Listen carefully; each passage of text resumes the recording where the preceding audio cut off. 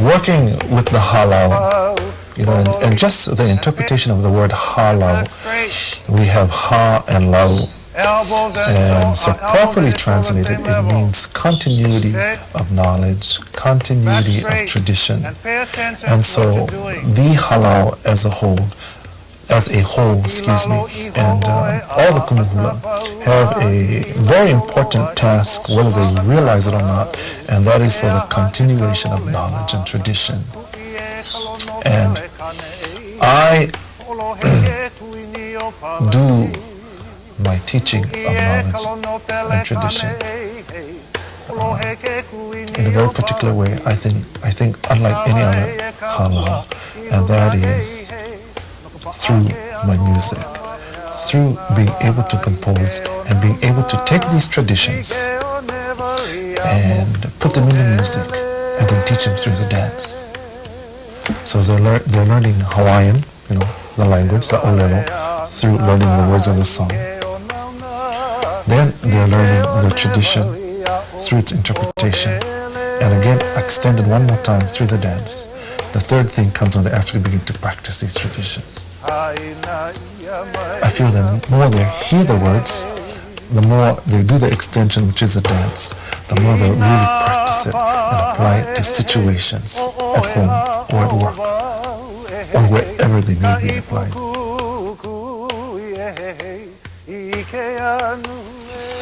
I think, when I look at music today and composing music and listening to other songs, new songs that are being written, I often wonder if people have been really, really trained in proper poetry.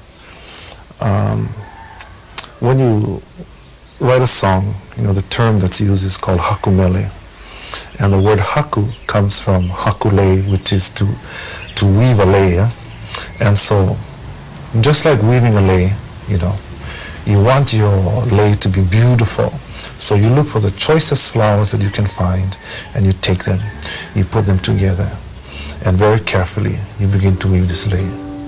It's the same with writing music, or writing a song, or writing a poetry. In our language, there are many, many words. And for one single word, there may be many meanings. And again, there may be many words that have single meanings. So in writing your music, you have to be aware of all of this, and also the symbolism of certain words, and the allusions of certain words, and the proper use of metaphor in your poetry. And again, aware of all of this, you take these words, like these beautiful flowers you would be weaving a lei with, and you weave the poetry for that song. Today when I listen to some of the new music, I ask myself, I wonder how much training this particular person had, because it seems as though sometimes it's a literal translation of an English poem, and not too much thought was given to proper Hawaiian context. I like to think, as far as I am concerned, when I write music, that my music is spirit-inspired music.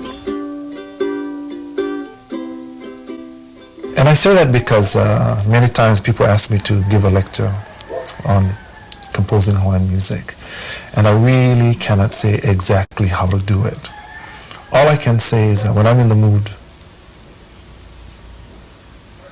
the music will come to me. And I'll pick up this ukulele. This ukulele is maybe about 8 years old. You can see all the tape here that I'm holding it together with. There's a big crack, Here it is right here. But I've composed all of my music on this ukulele. And what is funny about the whole thing is that I don't even know how to tune my ukulele.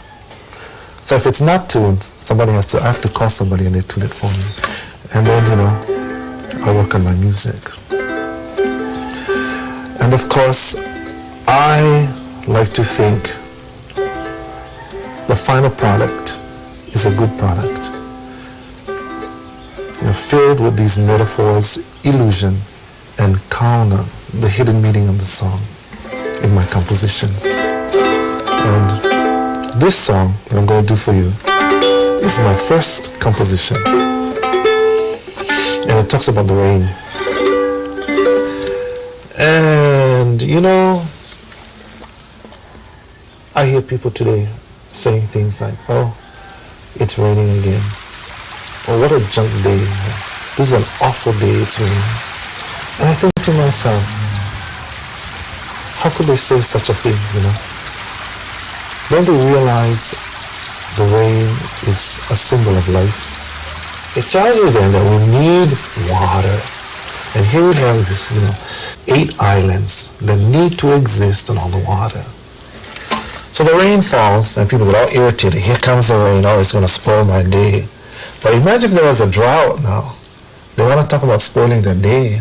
I really think they should think twice about saying things like that, because I believe in my heart that one day that Great Spirit will say, all right, you don't want the rain, to stop all the rain. And then what? So I thought if one person, mainly me, would write a nice song about the rain and try to sing it as often as I could, then I could, kind of block their message, the negative message that the rain is no good when the rain is really, really good. Alright, so I wrote this song called Kawaikapuokalani Hewett.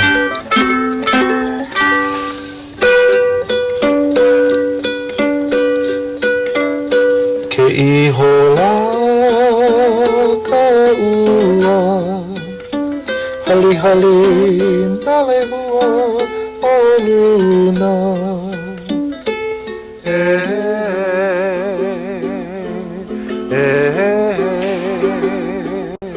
Ke ihola ka ua, hali hali na lehua o luna.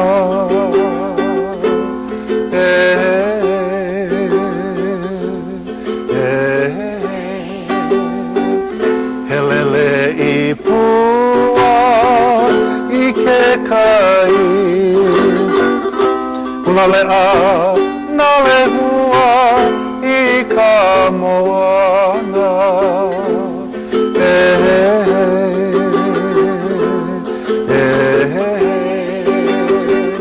Helele I pua I ke kai,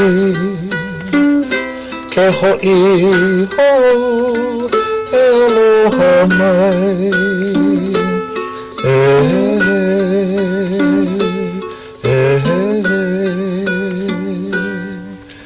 This particular verse is really talking about the cycle of the way we get rain. Water from the ocean is evaporated up into the sky.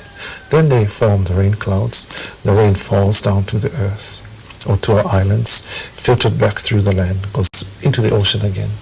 And then the whole process is repeated. And what we're doing here is forming a lei. The lei is, of course, symbol of the word aloha, but also a symbol of life, right? The encirclement, the beginning and the end, that's what he's talking about. And that, all of that, again, through the use of symbolic words, allusion and metaphor, is written in that one verse.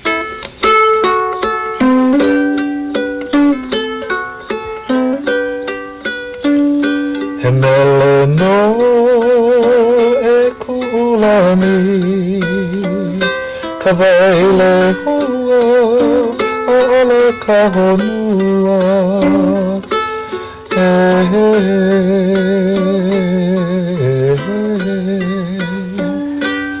And this is where I say that Hemele no e ku'ulani, that this is a song for you, my heavenly one. And I'm speaking about the rain. Kawai lehua, it's a lehua waters, ala kahonua, that are fragrant in the land.